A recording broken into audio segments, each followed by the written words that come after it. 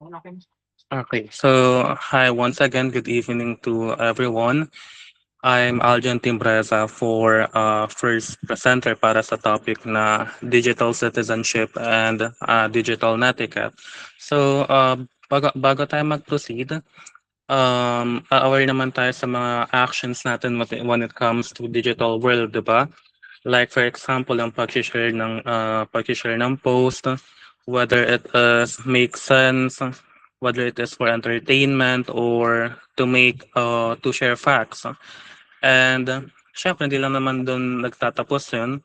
Nandun din yung pag-check natin ng mga post or ng mga information na nakita natin sa internet since hindi naman lahat is totoo. Yung iba doon is for sarcasm.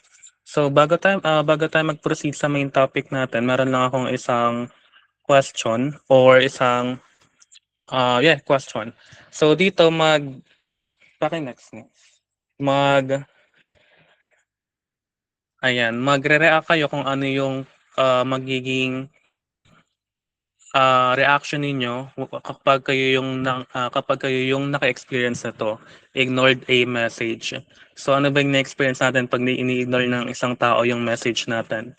Do we feel happy? Do we feel sad? Do we feel angry? Paki-react nga. Uy, may natatawa. Tawang-tawa sila 'pag nai-ignore. Yung iba nalulungkot, "Bakit?" So ayan. So, ibig sabihin niyan, lahat ng mga actions natin when it comes to digital world, meron po yung consequences in real life. Sa'kin next.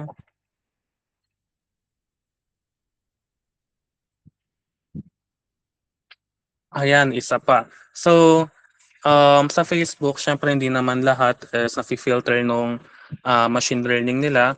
Meron pa ding lumalabas doon or meron pa ding nakalabas na mga, inappropriate content. For example, yung mga bold, yung mga yung mga harassment, bullying. So, kung kayo yung makakita nun, ano yung magiging reaction ninyo? Like lang? Matutuwa pa ba kayo nun 'pag may nakita kang inappropriate content sa Facebook or sa ibang social media site? Knowing na may mga batang makakita, what do you feel about it? Do you feel sad? Do you feel angry? Do you feel happy? Wala? Ignore lang yung iba? Sa'kin next. Yeah. So when it comes to digital citizenship, it is someone na gumagamit ng technology and internet responsibly. That means may isang digital citizenship or isang digital citizen ay aware sila sa mga ginagawa nila through virtual world. For example, kung ikaw nagsasurf ka sa Facebook, hindi ka i-spread ng mga misinformation, hindi ka magbibigay ng mga false information or magpapakalat ng mga inappropriate content. So, may halin tulad natin yung pagiging isang good digital citizenship sa isang real world scenario kung saan fina-follow natin yung mga rules, nirerespeto natin yung mga ibang tao, and then mini-make sure natin na yung kapaligiran natin or yung community natin is safe. Ganun din naman po sa digital world. It acts as what is on in surroundings in our surroundings.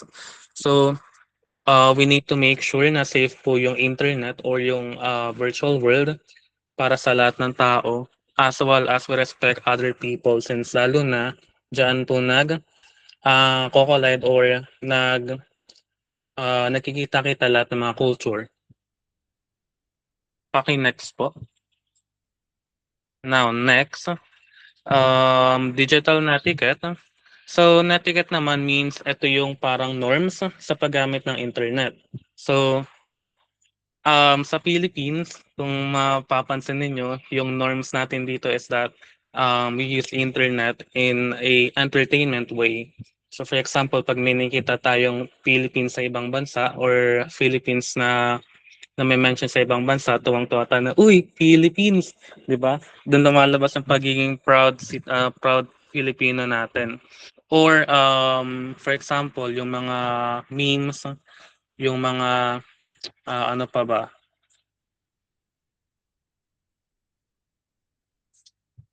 um, basta lahat ng mga, tawag dito, nakalimutan ko yung tawag dito,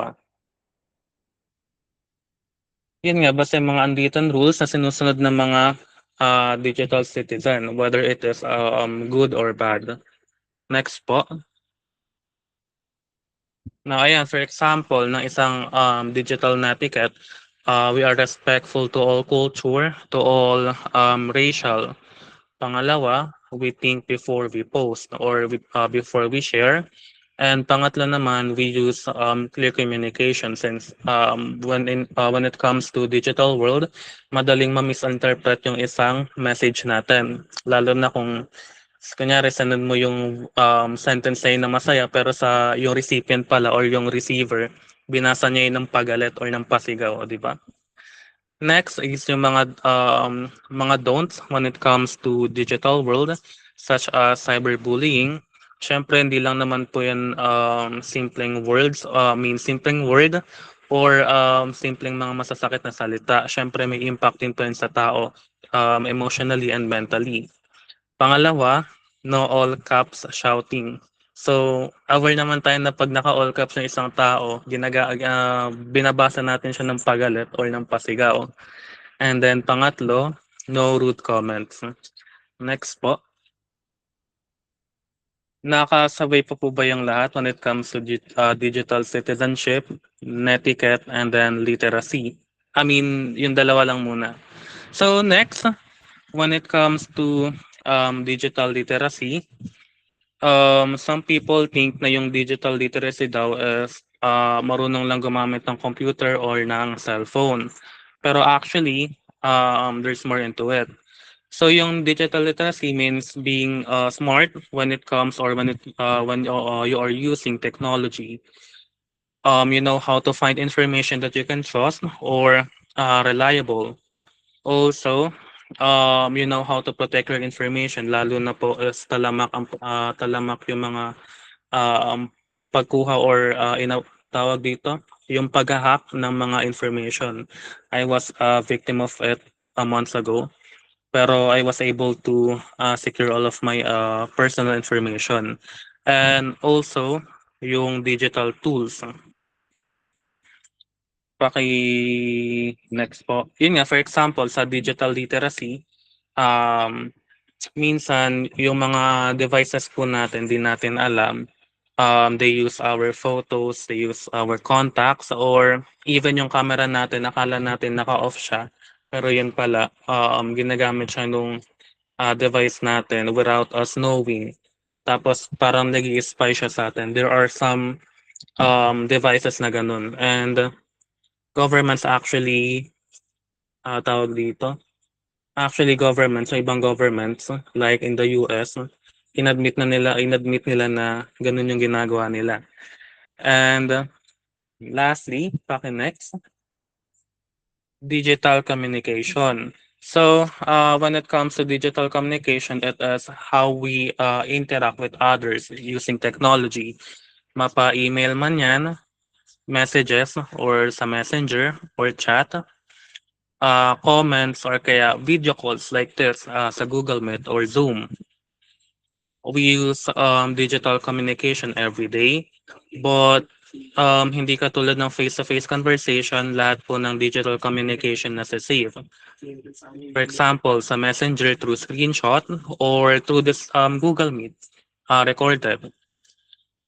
So ayun po, so before we engage in the digital world, kailangan po natin maging mapanuri. Kailangan natin maging, we think before we act on the digital world. And that's all for it. I mean, that's all for my, part. Thank you so much, Mr. Alcen Timbreza. Hello, everyone. I am Marvin Torio, and um our next report, our next discussion is all about shadows on the screen, online harassment, safety, and RA 10627. So next. Thank you so much. Ayan. So, before we proceed to our discussion, so meron tayo ditong a review. So, kapag if you delete a controversial post from your personal profile dashboard, is it permanently erased from the internet? Oo or hindi? So, palike po kung oo and pa-dislike po kung hindi.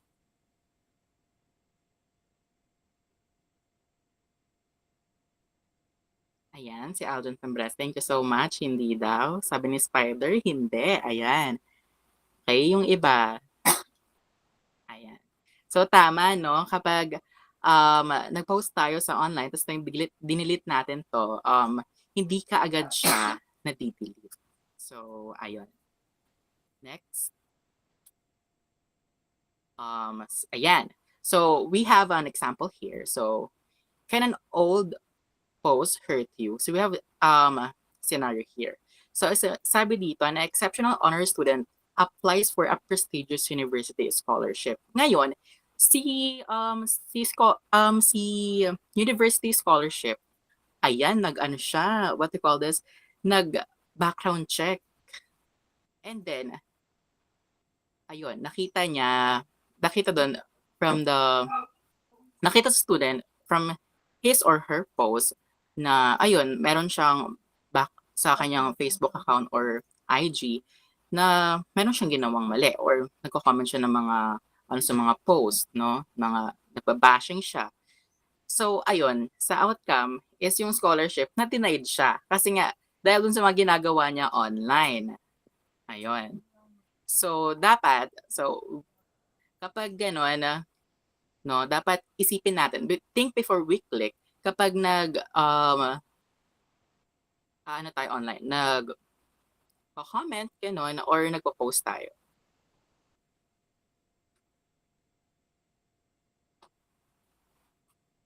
Okay, next. Kumari. Ayan.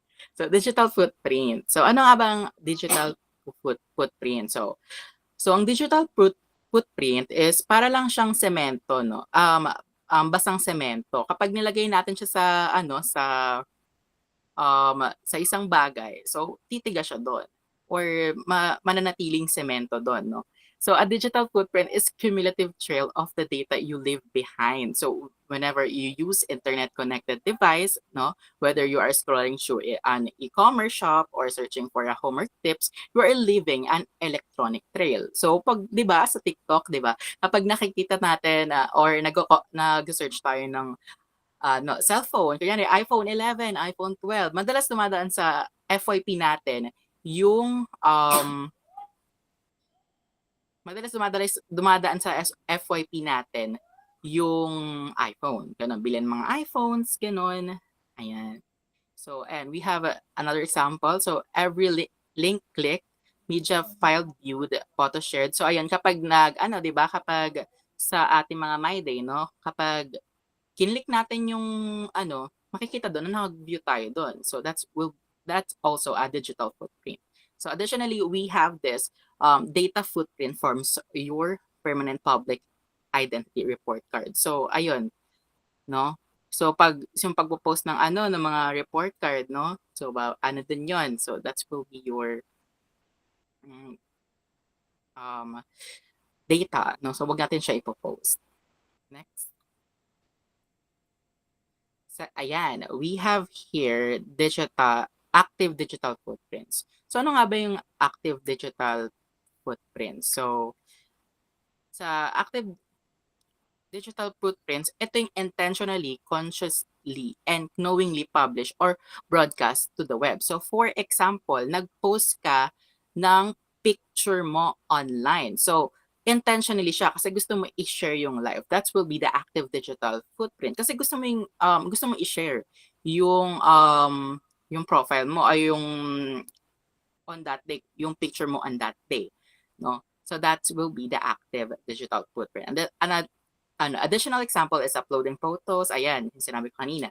Writing comments under public forums or messaging platforms. So, 'di ba kapag sa ni Bato, 'di ba? Marami tayong comment diyan. So, ayan, active digital footprints 'yon. And additionally, sending direct emails or filling out public registrations. Next, thank you so much. Next. Ayan. Next, we have here passive digital footprint. So this is one of the most user ignore, no? Yung passive digital footprint. This data is collected about you silently in the background without your active awareness. So pag inopen natin yung website, 'di ba? It logs you nagla-login tayo sa yung device natin sa nagla-login yung device natin sa website na yun with our IP address. So, nagkakaroon tayo na siyempre yung what do you call this? Yung the cookies, 'di ba? Kapag tayo sa kunyari yung sa akin hindi pa rin matanggal yung ano ba yun? Yung Shein. Gano'n. So, ayun, parang what do you call this? Siya, nag-no-notif pa rin, no?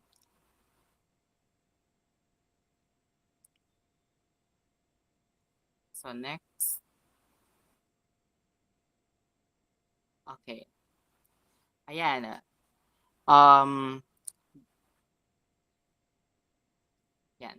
Your algorithmic profile versus reality. So, dito, sa slide na to, it shows what happens to all that collected data. So, corporate analytics engines gather your active and passive footprints to build digital versions of you. So, this algorithmic persona predicts your attention span and emotional habits. So, it decides what videos pop up on your feed. So, next, what ads you see and what news stories are pushed to your screen. So, your footprint shape your digital reality. So, kung ano yung nakikita sa footprint mo ayun din yung nakikita sa digital reality. Next. So, ayan. So, look at the timeline on dito, no? Many students believe that hitting delete post, ayan, masosolve siya na yung pag-delete natin ng post is masosolve siya, di ba? So, in reality, sa public web scrapers,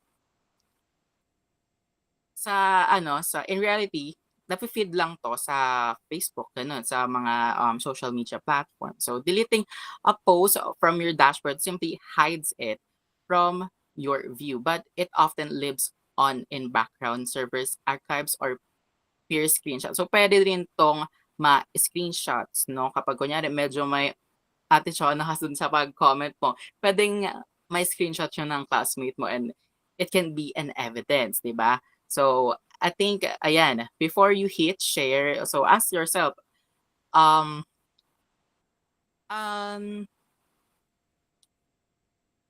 comfortable ba ako?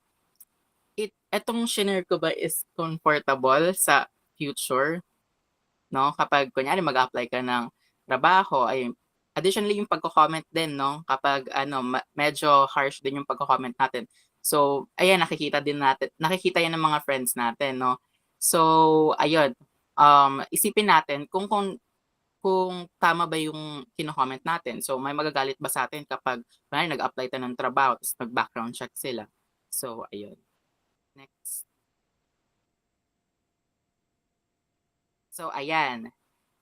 Again, yung active is intentionally mo siyang ayan, we have quick identification practice dito. So, press like lang if active and press dislike kung passive. So, sa scenario 1, uploading a project video onto an online folder. Again, yung active is intentionally mo siyang finid or intentionally mo siyang pinost. Uploading a project video onto an online folder. Ayan, active. Thank you so much sa mga sumagot. Okay, scenario 2. A retail web page tracking. You click speed to adjust item ads. Ayan, ano ka daw, na-click mo lang, tapos ayun, pumapap yung ads. Ayan, passive. Thank you so much, Aljon, Ariel. Ayan, sa pen. Okay, about scenario 2, your web browser saving locations, coordinates for localize. Ayan, may sagot na. Passive, Mare. Okay, thank you so much, guys. Ayan, next sa participations. Ayan, meron tayong application. So, screenshot nyo lang siya, guys. So, para mamaya, pwede nyo siyang sagutan. So, ayan. Thank you so much. Next report. Next, next campet.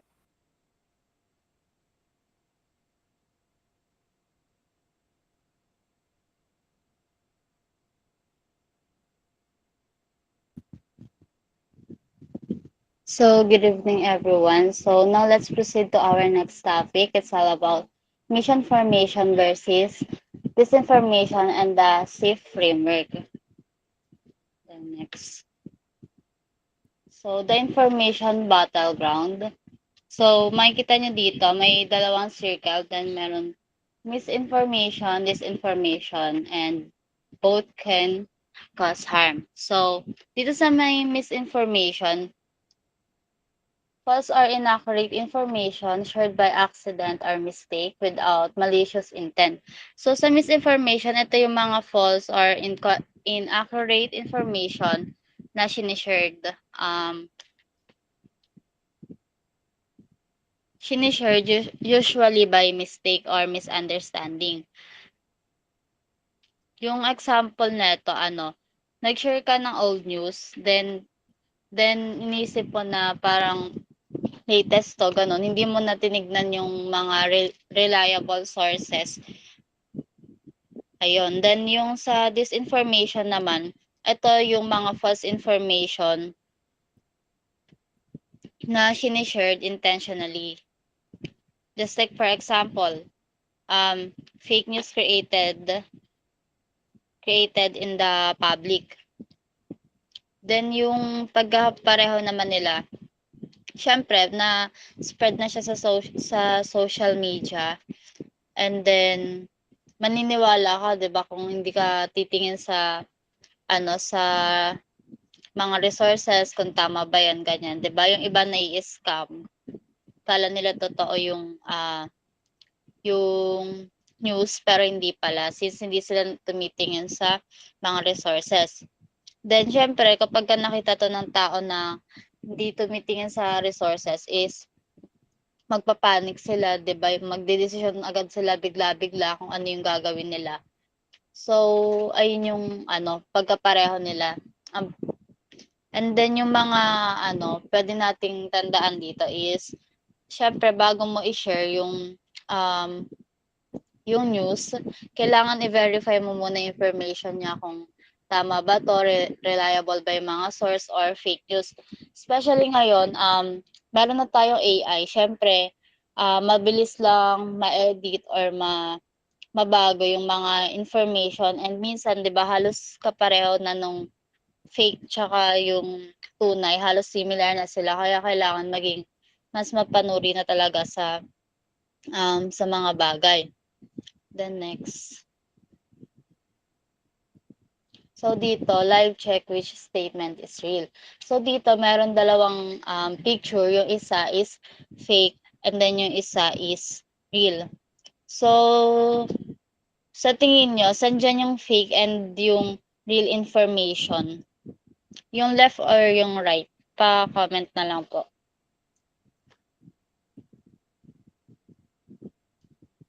Pa-comment na lang po sa chat box po.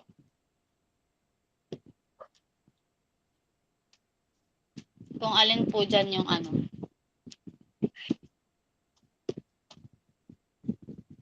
Okay, thank you.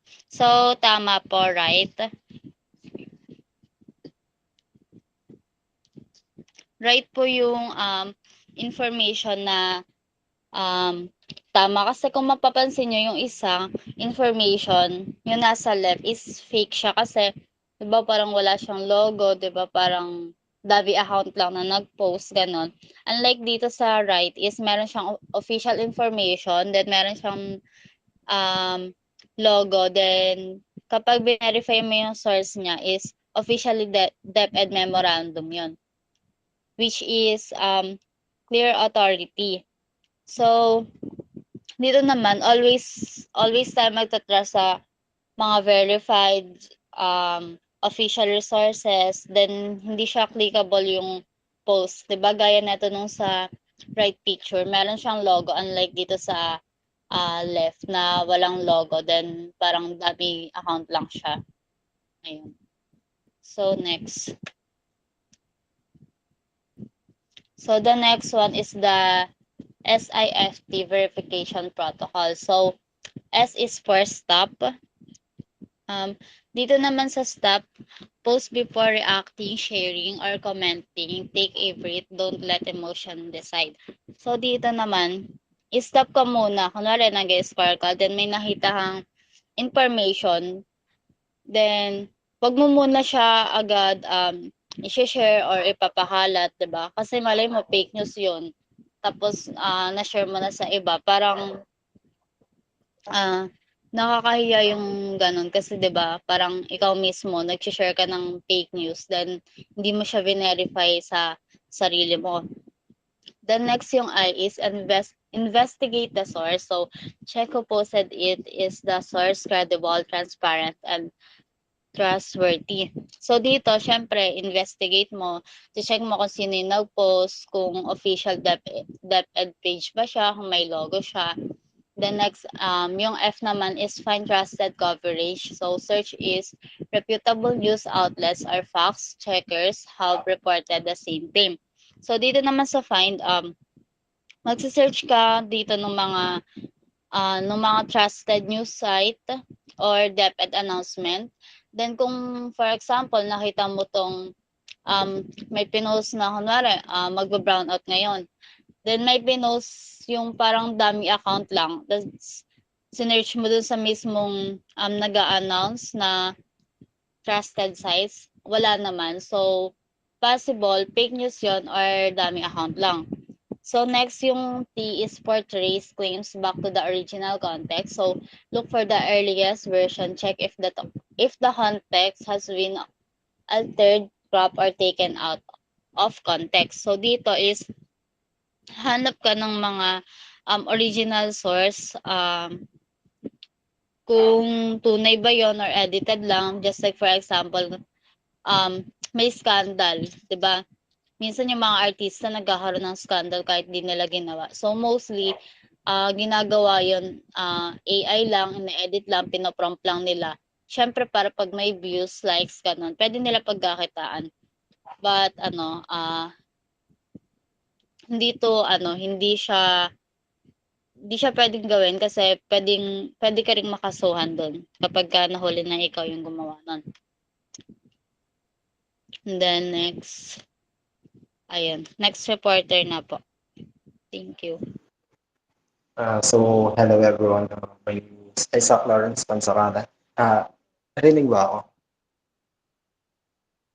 Kindly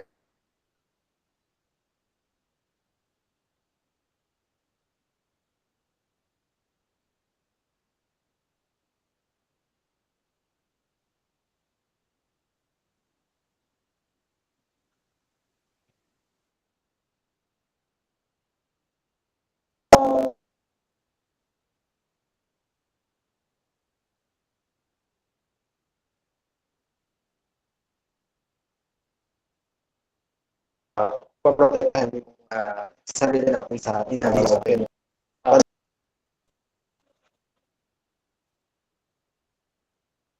So, yan na. Yung una is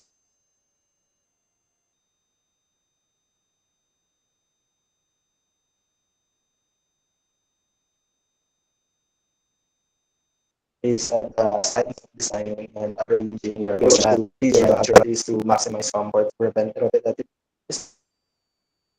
and reduce physical fatigue while working. So, yung desktop ergonomics is, ito yung kung paano yung tamang posture natin during kapag nakaupo tayo sa workstation natin. And kapag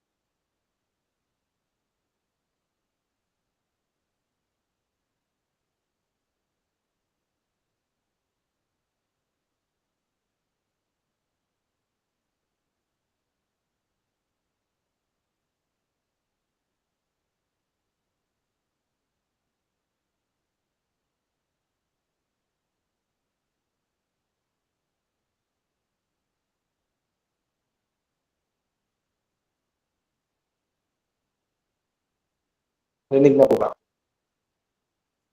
Next slide na ma'am. So, kayo ba, pagka computer kayo or gagamit kayo ng laptop or anything, mobile lang, no? Paano ba yung tamang postures nyo sa pag-upo?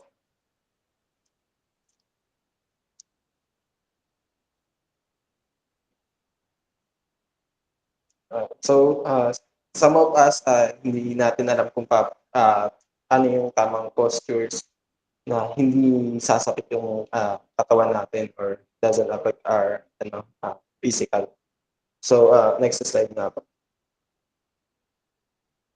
So here, the proper posture, so prevent natin yung mga physical strains sa katawan natin. So first yung sit up straight without hugging. So ensure that our lower back is flush against the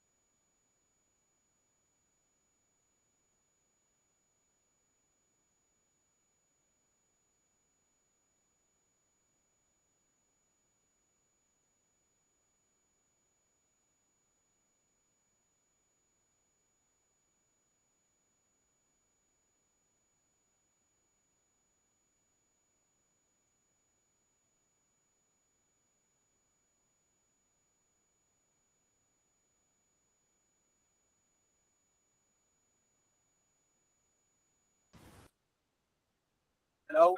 Rinig po ba? Rinig po ba? Kaya nga po kayo marinig. Yes, sir. Next slide. Ganda kami sa inyo. So, sa topic natin ay batas tungkol sa Anti-Bullying Act of 2013 o RA number 1127. So dito, i-define ang cyberbullying in section 2 as any bullying done through the use of technology or electronic means. So sinasabi dito na ang cyberbullying ay nangyayari through electronics or technology. Kaya na paggamit ng mga cellphone, gadgets, or through internet. Yun, sa Facebook. So it mandates that elementary and secondary schools adopt policies to prevent, address, and report online harassment and intimidation. So, minamandato to sa mga schools like elementary and secondary schools. So, na-adapt yung policies na to para ma-prevent at ma-address yung mga ganitong klase ng bullying. So, next slide. So, ito yung mga key legal provision for cyberbullying. So, first is covers any bullying committed online or via technology.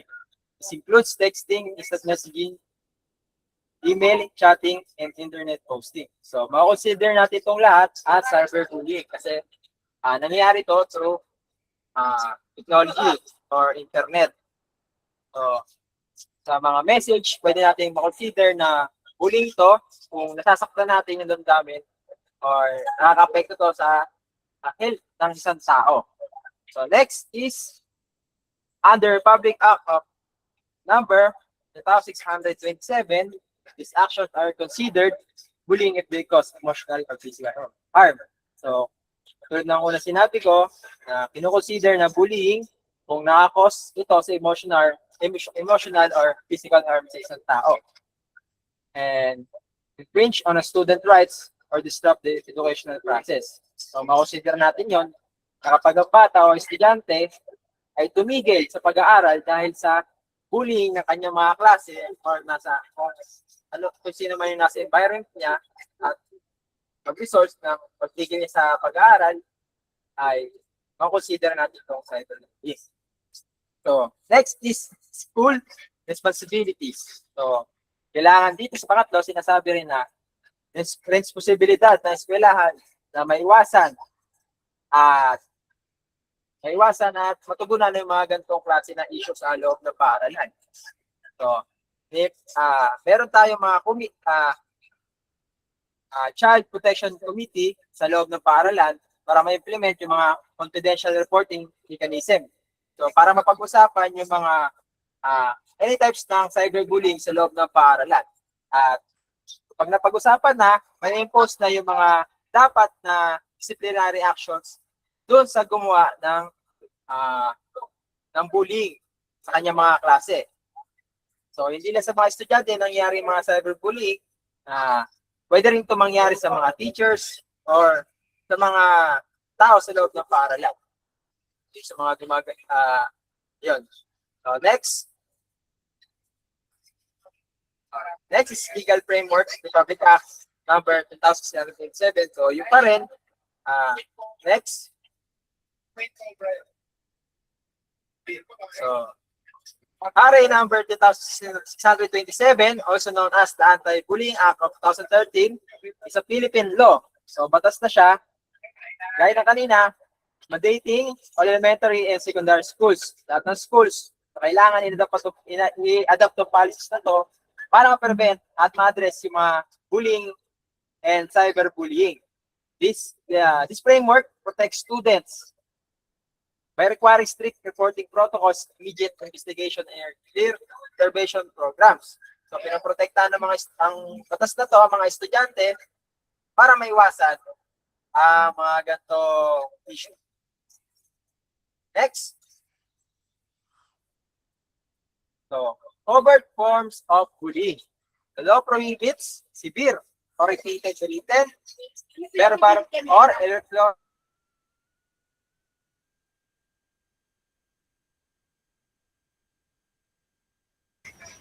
So, pwedeng matawag na bullying kung paulit-ulit na nangyari kung written man o sinulat, verbal o sinasabi, or electronic expression. Doon na pumapasok ang cyberbullying. Or yung mga physical acts, gestures that cause physical or emotional harm. So, tulad ng sinabi ko kanina, may turing na rin na bullying kung sasaktan or emotional harm ang isang estudyante. So, depende sa kanila kung i-report or magbigay sila ng kaso doon sa isang estudyante. So, alam naman natin na hindi tayo pwede magsampa ng kaso doon sa bata or minor. So, ito yung mga types ng bullying. So, number one is, so, pagpasensya nyo dito, puro number one, kapali yan. So, number one is physical bullying. So, ito yung mga unwanted contact like punching, pagtulak, pushing, pagtulak, shopping, kicking, or using object as weapon. So, yun yung malala. Paggamit ng weapon sa kanilang mga klase para makapanakit. Pwede magdulot ng pagdala sa ospital, yung mga malalang aksidente. Next is emotional psychological harm. So, tulad na sinabi ko kanina, acts that damage the victim's psyche and emotional well-being. So, ito yung emotional pag-iisip ng bata, kung paano sa kanila, kung paano nila dinadamdam yung mga bullying na nangyayari sa kanila, or pwede humantong sa mas malalang pangyayari. So, alam naman natin ng bata na may mahinang damdamin. So, alam naman natin sa mga nagiging resulta nito ay siging suicidal ng mga bata. Ayun. So, verbal bullying, slanderous statements, tormenting, name calling, or directing foul language at the target. So, yung ibang mga bata, inaasar na yung mga klase nila na hindi nila alam na bullying na pala yun, pwede silang papahamak. Halimbawa na pang inaasar nila yung klase nila sa katangian, pamumuhay, paano, kung ano yung status sa kung yun. Kasi kung paano nila tawagin yung pangalan ng klase nila. So, alam naman natin yun, di ba? So, part na yun ng bullying. So, next is cyberbullying. So, dito sa, wala pa po. So, dito sa sa ating media literacy, so hindi lang kung paano gamitin ang computer, sabi ni Alvin kanina. So, kasama rin dito ang cyberbullying. Ito yung bullying na nangyayari through technology or electronic means. Tulad ng computer, cellphone, yung mga gadget natin. Pwede sa chat, sabi ko nga kanina, doon nangyayari mga cyberbullying. Sa mga posts, Instagram, sa Facebook, at kung saan pang mga website or application. Next,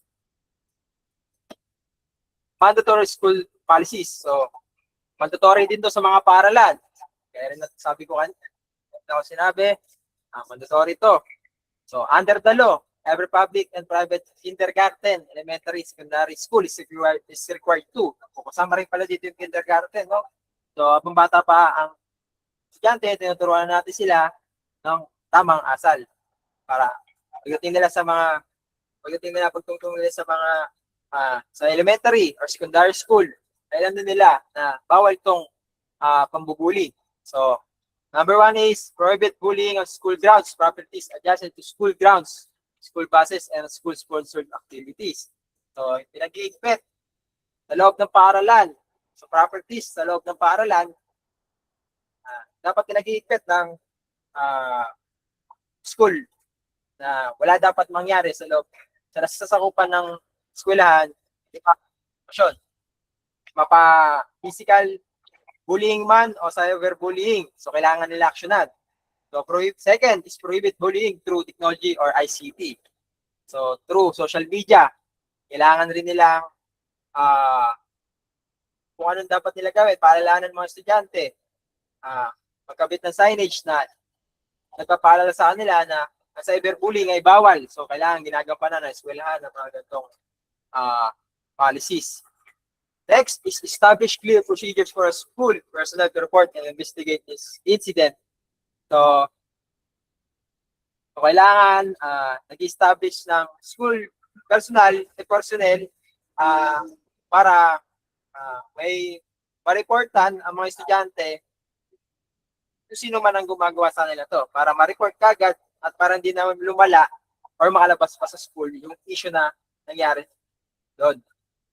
So, provide intervention and counseling programs for both victim and the perpetrator.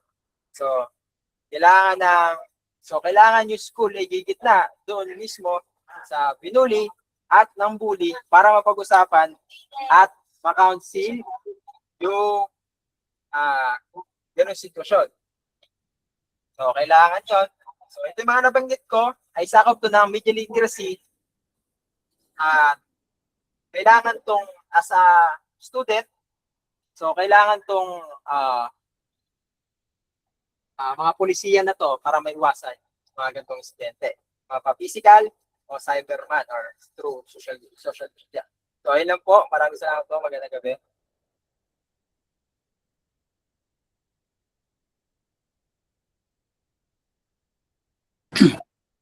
So, rinig ba ako guys? Pa-thumbs up nga po, if rinig. Yun. So, ang topic ko po for today is guarding your data. And sa topic na to is aalamin lang natin kung ano yung mga law or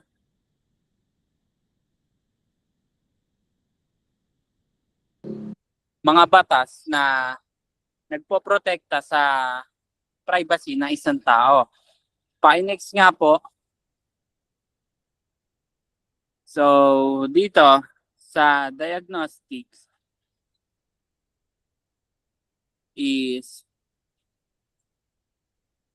makikita naman natin dito ang pinaka-explanation dito is yung kapag nag-download tayo ng simple, sabihin natin, offline game.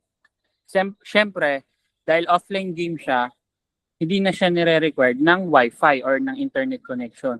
So, pag-run mo ng application na yon is nakita mong nagre-request sila ng permission ng nag-a-access ng location or nag-a-access ng location and ng microphone. So, tingin nyo, kailangan ba yon? Kailangan ba yung live location natin and real-time microphone para mapagalang natin yung application na yon? Thumbs up nga po if oo and thumbs down pag hindi. And sad react pag hindi. Okay. So, syempre hindi. Hindi. So, next.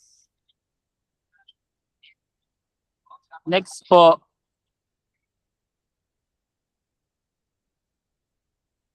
So, what information needs protection? So, personal information, data that can uniquely identify you, your full name, birth date, home address, and active phone number. So, yung mga sensitive personal information is data that is highly protected under the law. Student ID numbers, account passphrases, and health records, religious affiliations, and government-issued records.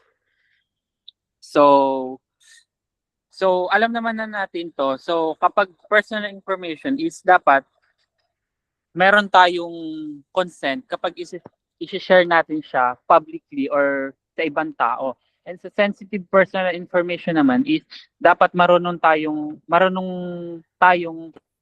alamin if dapat nga ba nating ipagkatiwala yung sensitive information natin dun sa tao nang hihingi ng data natin. So next po. So dito na sa batas na to is the Data Privacy Act of 2012 or mas kilala bilang tawag na RA 10173. So ito, yung batas na to is nag-i-imply siya ng mahigpit na rules kung paano gamitin ng mga kumpanya yung mga web application and yung mga schools mismo kung paano nila i-handle yung personal data natin. So yung personal information kasi natin is dapat sa atin lang. So hindi dapat siya sinishare sa social media or sa platform na alam nating malaking chance na magamit sa masama. So kapag nalabag naman yung privacy natin and is yung tinatawag nating NPC or National Privacy Commission is sila na yung mag-handle ng mga legal penalties kung saan mang corporation or industries or schools or universities na nangyari yung insidente. So next po. So next is your right to explicit data transparency. You have the absolute right to know why an application or school platform is collecting your information before you give consent. Platforms are legally required to provide a clear, readable privacy policy detailing how your data will be used. So, rule, if an app cannot explain why it needs your data, do not register. So, before an application, so bago sila maka-harvest ng or gamitin, bago nila gamitin yung data natin is make sure lang natin na meron tayong i-fill up na application form or like i-check, alam mo yun sa Google, like i-check natin na ina-accept natin yung requirements nila and nagbibigay patunay na nagbibigay talaga tayo ng consent na gamitin nila yung data natin sa mabuting paraan. So kapag naman yung application is hindi dinideclare or iniiwasang i-declare sa atin kung bakit nga ba kailangan ng ganitong requirements or ng ganitong access para magamit yung data natin is wag na nating i-click yung agree and wag na tayo mag-register dun sa application na yon. So next po. So next is your right to say no to data tracking. So you have the authority to decline optional data collection or use targeted marketing cookies.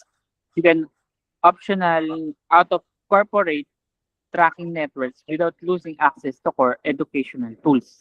And next is you control your consent parameters at all times. So sa data privacy naman is yung second protection na tinatawag natin is the right to object. So, meron bilang tao na may iba-ibang sari-sariling personal information is meron tayong absolute power na humindi sa kung ano mang hinihingi ng application or ng website. So, kapag may, di ba kapag example natin, kapag may nag-access tayo ng website is merong lumalabas na accept all cookies or reject all cookies.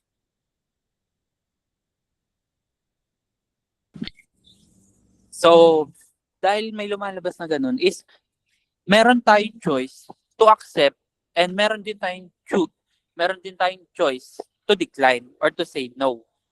So as a user, pinoprotektahan lang natin yung privacy. Pinoprotektahan lang natin yung privacy natin na dapat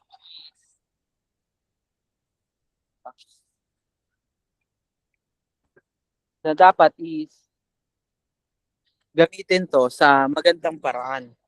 And dapat alam din natin kung ano yung nakalagay dun sa agreement letter or sa consent form kapag gagamit tayo ng website. Next po.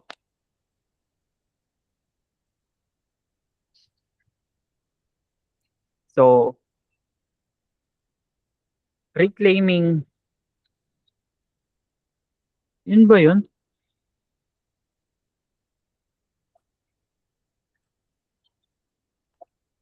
Ba yan? Reclaiming control of stored data records. So, the right to access and you have the legal authority to demand a complete copy of every single piece of data a platform has recorded about you. And next is the right to erasure. You can order a service or web app to permanently delete your entire history file and remove your profile data from their servers completely. So, dito, pwede nating i-email yung application or service na and pwede rin tayo mag-demand ng copy ng mga data na nirecord nila nung nag-accept tayo ng consent. So, under the right to erasure, pwede rin tayong mag-order ng sa web service or sa application mismo na pwede natin siyang i-permanently share your account history file. So, and pwede rin natin ipa-delete yung profile data natin sa server nila completely. And under the law, they are legally required to comply. Next po. So, what happens when system fail? So, ang nangyayari dito is data breach. Occurs when malicious cybercriminals hack into corporate server centers and steal user databases. This leaks sensitive information like passwords, address, and phone numbers onto unsecured networks. Defense. Ano nga ba yung pwede natin gawin? Never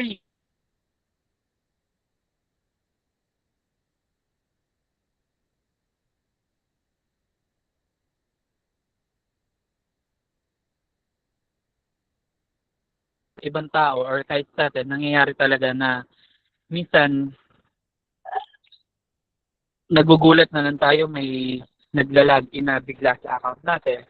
So, nangyayari to kapag yung mga cyber criminal is nakakapag-hack dun sa company server natin and na aagaw nila or ni-steal nila yung buong database dun sa company.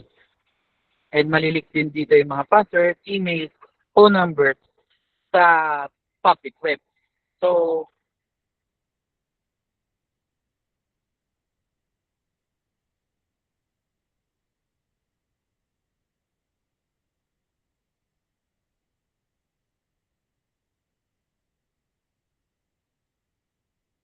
kada application or kada website or kada platform.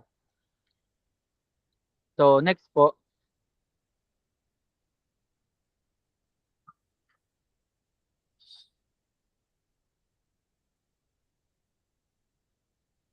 Yes, look-alike domains. So, ayan yung example natin.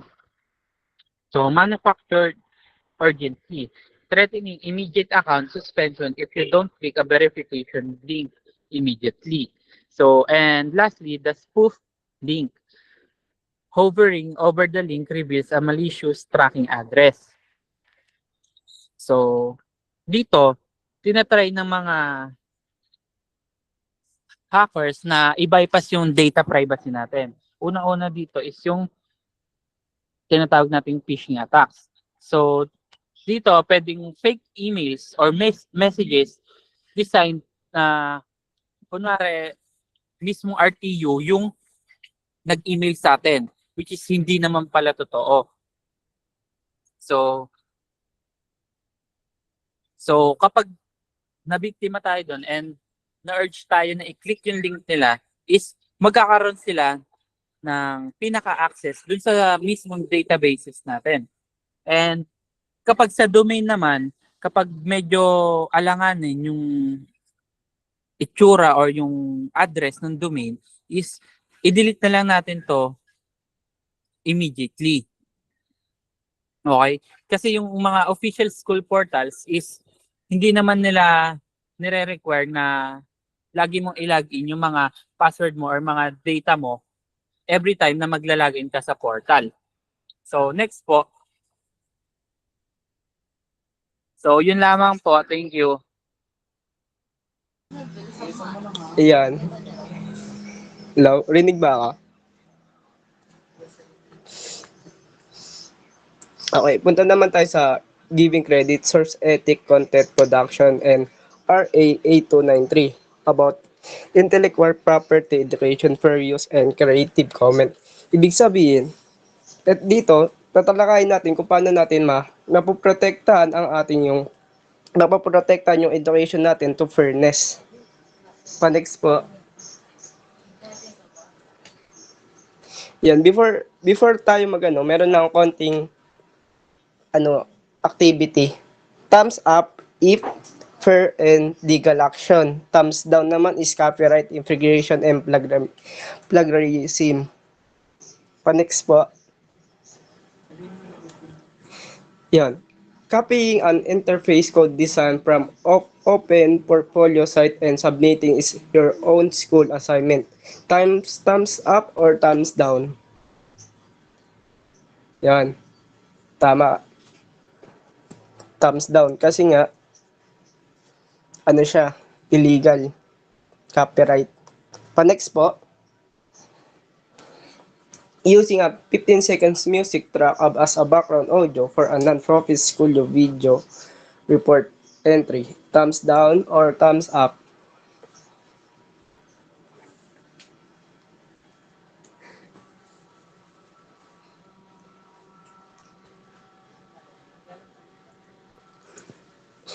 Okay, this is thumbs up. Kasi nga, plagiarism. Kinuha niya lang yung audio na background or not profit to video. Wala siyang consent na kunin yung music na kanyang background. Next, the Intellectual Property Code of the Philippines, RA 8293. Ayon sa RA 8293, dito is malalaman natin kung paano natin mapoprotektahan yung original na gawa natin para hindi makuha ng iba at hindi na makopy o hindi na makopyright pa. Pa-next po, the cost of digital academic chip. Dito is kung paano natin mapoprotektahan nga yung ating ginawa. For example, business, may ginawa tayong business is kailangan natin siya protektahan para hindi na siya na copyright or magaya pa ng iba. Copyright infringement, dito naman is unauthorized use, duplication, or sale protected. Dito nga is pag wala tayong authorized or di natin na copyright or yung ating business or yung naman maaari nila makuha or manakaw pa sa atin. Plagiarism, presenting someone else design, work, writing, or code as your own creation. Dito is mas natin yung ating own creation sa pamamagitan ng pagka-copyright or para hindi na to makuha, and feeling grades suspension from score or legal claim under RA 8293. Ito nga, consequence niya is pwede tayo makulong or makasuhan sa pagkuha ng isang bagay na hindi naman sa atin. Pa-next po. Academic safe harbor. Fair use. A legal determined that allowed to use copyright material without a license but only under specific rules. Dito naman sa fair use is pwede natin siya makopyright kahit wala pa tayong lisensya or under specific rules. Basta nasa atin yung tamang proseso ng copyright para hindi na makuha ng iba. Next is the criteria. The access must be used solely or education, report, classroom, presentation, creating, and news reporting. Dito is kailangan natin ng mas malalim pang idea para mas hindi na makuha sa atin yung mga dapat sa atin or yung business na itatayo natin para di na siya makopyright. Pa-next po, the legal test of fair use. Dito is purpose, nature, amount, and market effect. Dito naman sa purpose is nakikita natin kung para saan ba to yung isang idea natin. For example is gumawa tayo ng business, commercial, yon. The nature is mas maiintindihan natin kung gaano siya kalawak na para saan ba talaga yung gagawin nating business. Then amount, nakalagay naman dito is kung paano natin yung amount na para kung kung magkano magagastos natin dito. Then market effect, Dito sa market effect, dito makikita kung gaano effective ba yung ating business na itatayo. Kung nagkaroon ba tayong profit or nataano pa tayo na loss cost tayo. Pa-next po. Smart source for content production. Dito is may iwasan lang natin ang isang copyright kapag mas pinaka-copyright natin to sa tamang proseso at di na tayo makasuhan. For example is yung high quality ng mga icon, mga code or anything na ginawa nating creative sa isang business. Next po.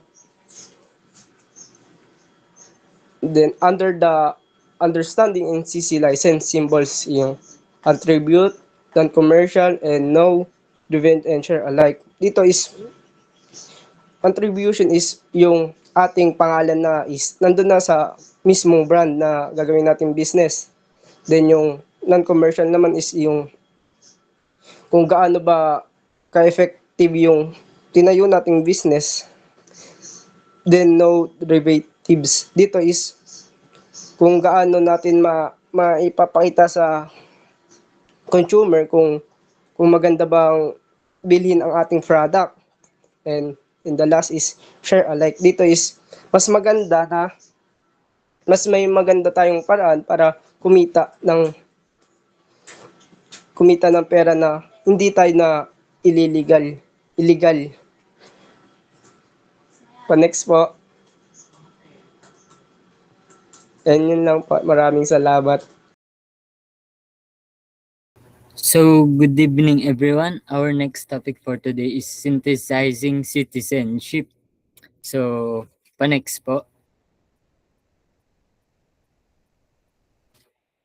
So, Session 1 and 2, your online action, establish your permanent digital footprint.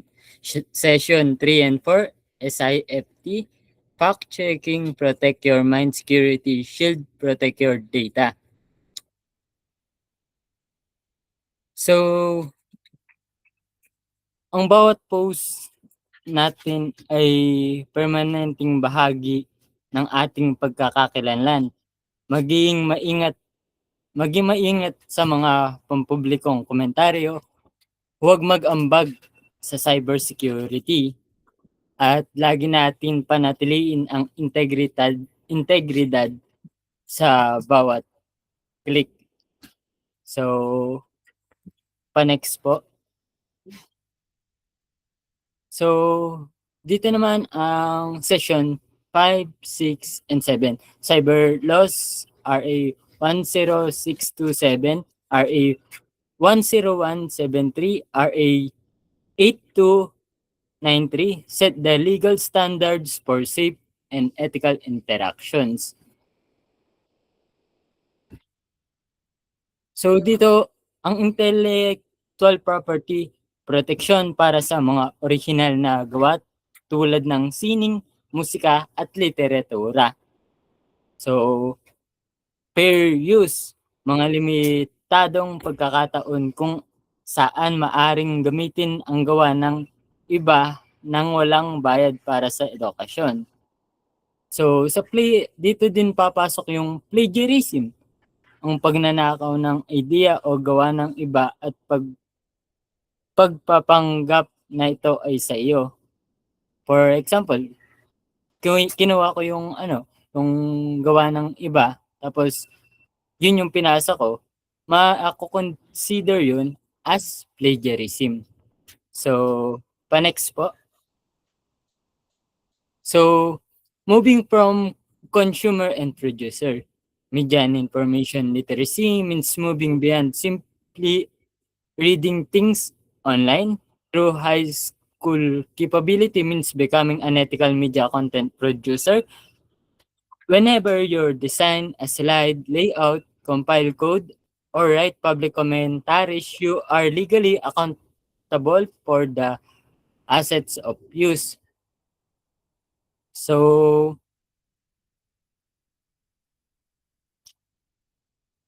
ang pagiging literate ay hindi lang tungkol sa pag-unawa, kundi sa paglikha. Itong halimbawa ng consumer at producer.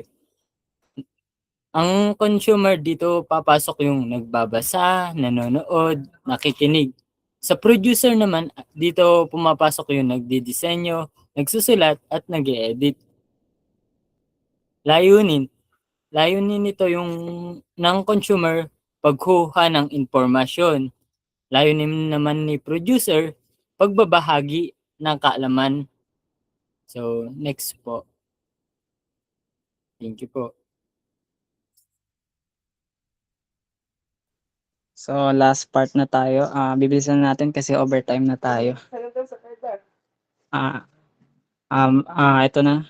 Everyday habits of an exemplary ICT student. So ito yung mga ginagawa ng mga ICT student. Really, kailangan nilang gawin tong mga to para maging ethical way sila sa mga or responsible sila sa internet.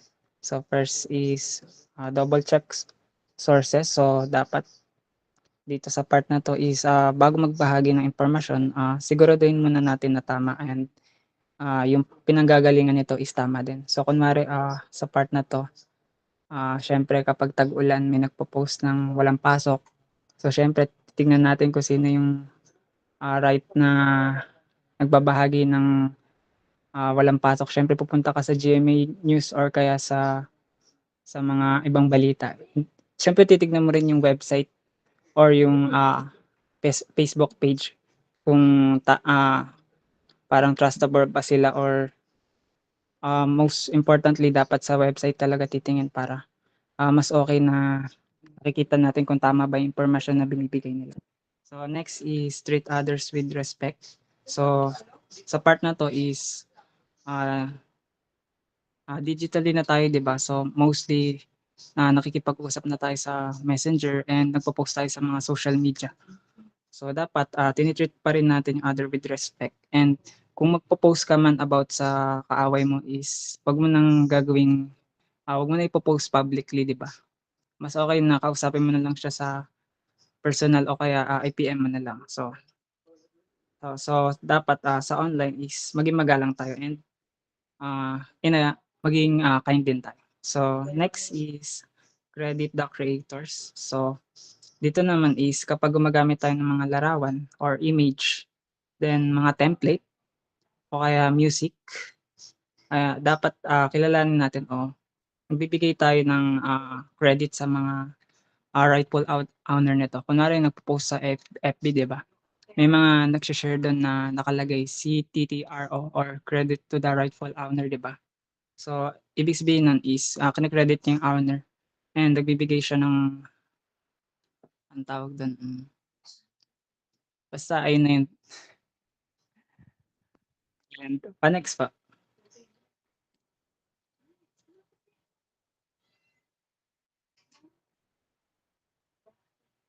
Wala na.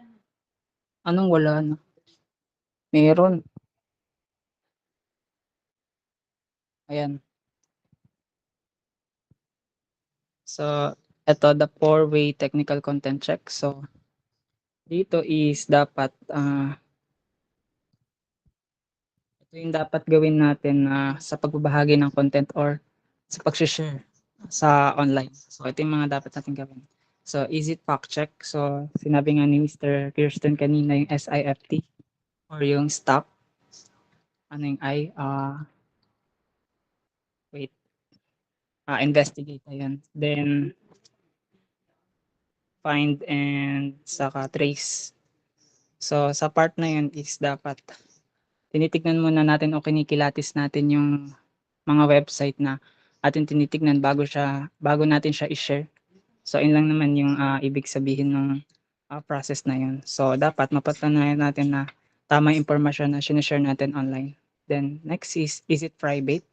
So, siguro din natin na walang nakalagay na sensitibong information tulad ng ID number or personal data ng isang tao. So, kunwari, gusto mo mag-post sa social media ng mga card. So, dapat tinatago mo or binablurred mo yung mga info.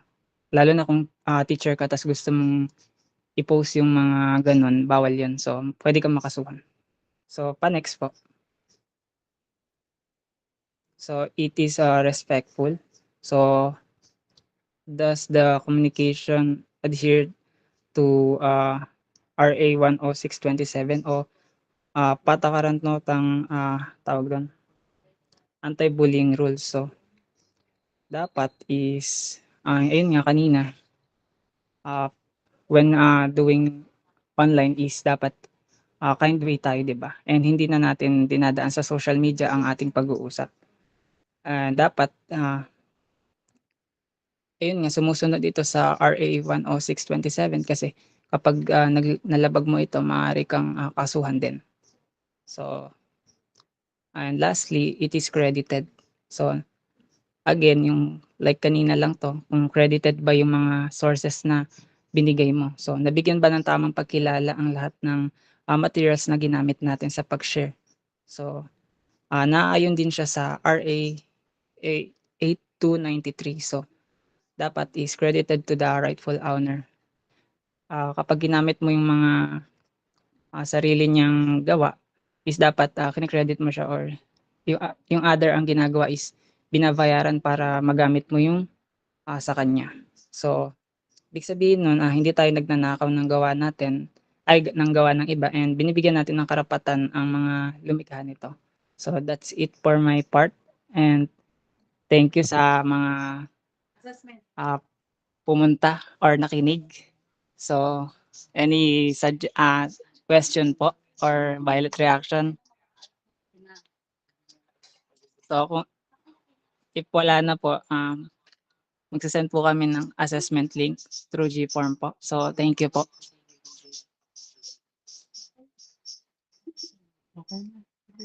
Okay na, Aljon.